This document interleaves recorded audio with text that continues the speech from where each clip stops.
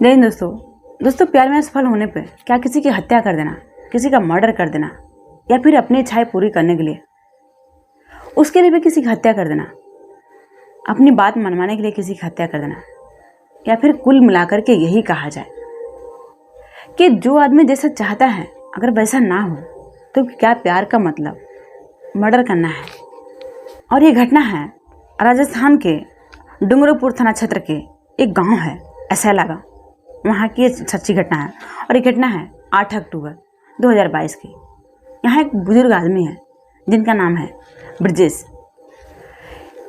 ये ब्रजेश आदमी थाने में जाते हैं और कहते हैं कि साहब हमारी बेटी घर से गायब है और उसका कुछ भी पता नहीं चल रहा। और हमारी बेटी का नाम संगीता है, उसकी उम्र है 19 साल के आसपास, और बहुत जगह पता लगा है लेकिन हमारी बेटी का कहीं पता नहीं चल रहा। आप इस रिपोर्ट दर्ज कर लीजिए और हमारी लड़की को ढूंढने में आप मदद कीजिए। वो हाथ पैर जोड़ने लगता है। ये पुलिस रिपोर्ट दर्ज करती है। अब पुलिस तलाश करने लगी। इधर एक आदमी था जो जंगल में लकड़ी काटने गया था और वो एक पेड़ पे चढ़ता है और पेड़ पे चढ़ करके वो लकड़ी काटता है और लकड़ी काट करके वो नीचे गिराता है। और लकड़ी जैसे ही नीचे गिरती है वो बहुत सारा पत्ते का ढेर था, उस पत्ते के ढेर के ऊपर ही वो लकड़ी गिरती है।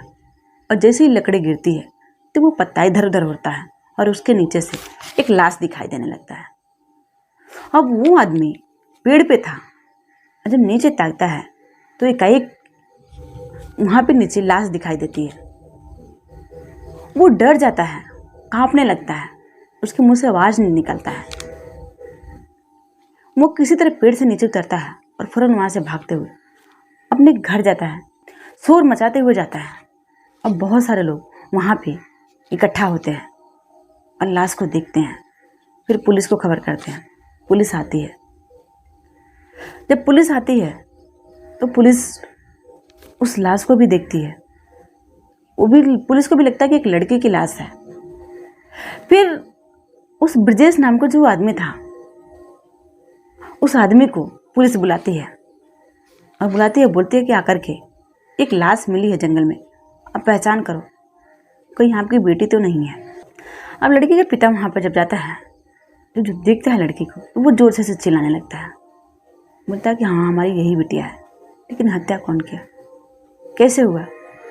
वो जोर जोर से चिल्लाने लगते हैं सब लड़की के परिवार वाले। पुलिस उस लड़की की लाश को लेती है और पोस्टमार्टम भेजती है। परिवार वालों से पूछने लगती है तुम्हारा किसी से कोई दुश्मनी, किसी से कोई बैर, किसी से कोई किसी बात को लेकर के झगड़ा।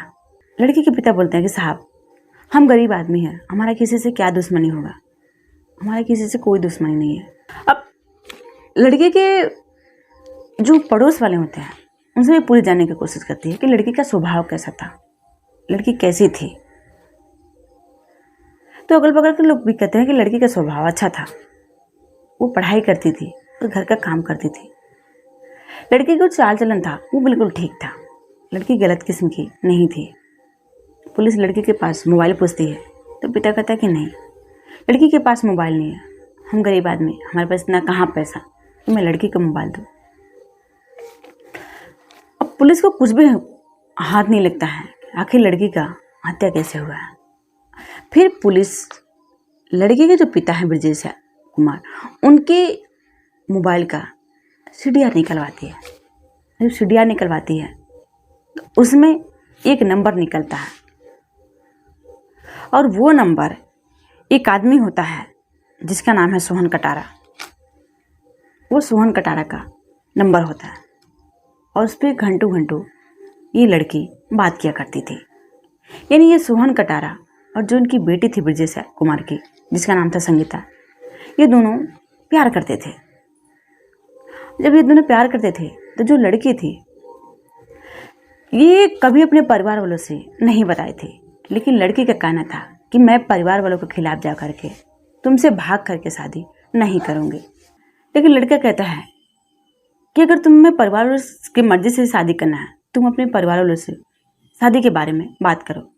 लेकिन लड़की कहती है कि नहीं, वो लड़की हिम्मत नहीं जुटा पाती है कि अपने परिवार वालों से अपनी शादी की बात करे।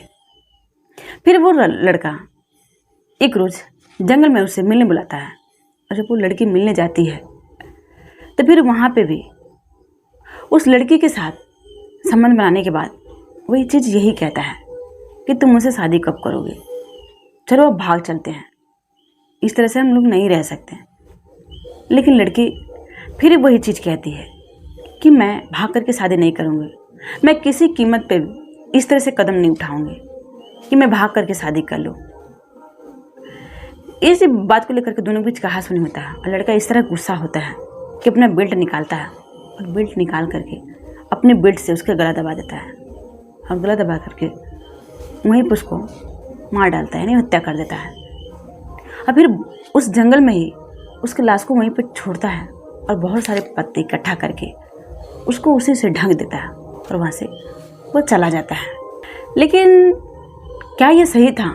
क्या यही प्यार था?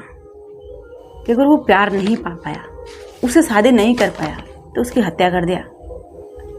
अगर उसको पा नहीं सकता था तो वो जी नहीं सकता था, लेकिन अब जब मर गई तो फिर कैसे जिएगा, उसके बिना कैसे रहेगा?